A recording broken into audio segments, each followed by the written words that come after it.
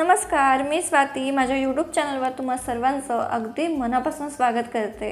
आज आपण संकष्ट चतुर्थी निमित्त अगदी मोजक्या साहित्यामध्ये अगदी चविष्ट असे मोदक कसे बनवायचे ते पाहणार आहोत।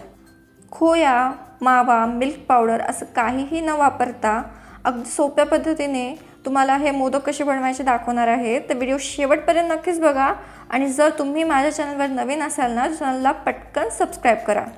चला तर मग चविष्ट असे मोदक बनवायला सुरुवात करू। तर मोदक बनवण्यासाठी सर्वप्रथम एका कढईमध्ये आपल्याला पाव वाटी तूप घ्यायचे। तूप हलकसं गरम झालं ना की यामध्ये आपल्याला घालायचं आहे 1 वाटी चण्याच्या डाळीचं पीठ, ज्याला आपण बेसन देखील म्हणतो।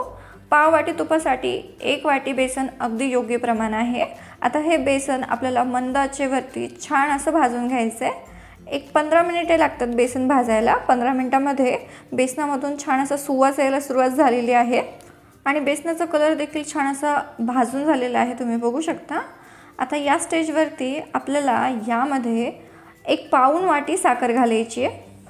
साखरेमध्येच मी 2 ते 3 वेलची घालून छान अशी बारीक करून घेतली होती साखर। ही साखर आपल्या बेसनमध्ये छान अशी मिक्स करून घ्यायची आहे, तुम्ही बघू शकता। आणि आता या स्टेजवर आपल्याला अर्धी वाटी साईचं दूध यामध्ये घालायचं आहे।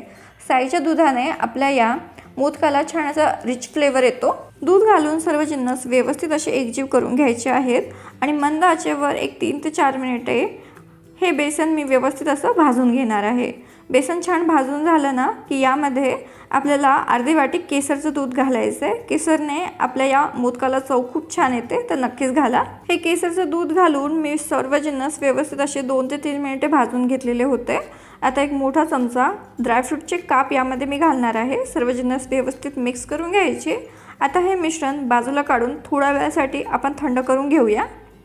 मिश्रण इथे बऱ्यापैकी थंड झालेलं आहे, हाताला सोसेल इथपर्यंत थंड झालेलं आहे, तुम्ही बघू शकता।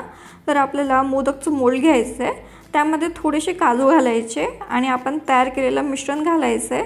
व्यवस्थित असं दाबून घ्यायचं जेणेकरून मोदकाला आकार छान येतो।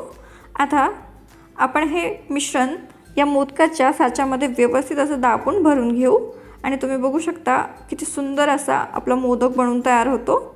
याच पद्धतीने आपण सर्व मोदक बनवून तयार करून घेऊया आणि काही वेळातच इथे आपले भरपूर सारे मोदक बनवून तयार झालेले आहेत। या प्रमाणामध्ये आपले 11 मोदक बनवून तयार होतात। चवीला अगदी भन्नाट लागतात हे मोदक, अगदी मऊ लुसलुशीत होतात। अगदी कमी साहित्यामध्ये झटपट आणि चविष्ट मोदक जर तुम्हाला बनवायचे असेल तर ही रेसिपी तुम्ही एक वेळ नक्कीच ट्राय करा। कशी झाली कमेंट बॉक्सद्वारे आम्हाला कळवा। आजची ही रेसिपी आवडली असेल तर व्हिडिओला लाईक करा, तुमच्या फ्रेंड्स आणि फॅमिलीसोबत जरूर शेअर करा। चॅनलवर नवीन असाल तर चॅनलला सबस्क्राइब करा। लवकरच भेटू अशाच एका नवीन रेसिपीसोबत, तोपर्यंतसाठी धन्यवाद।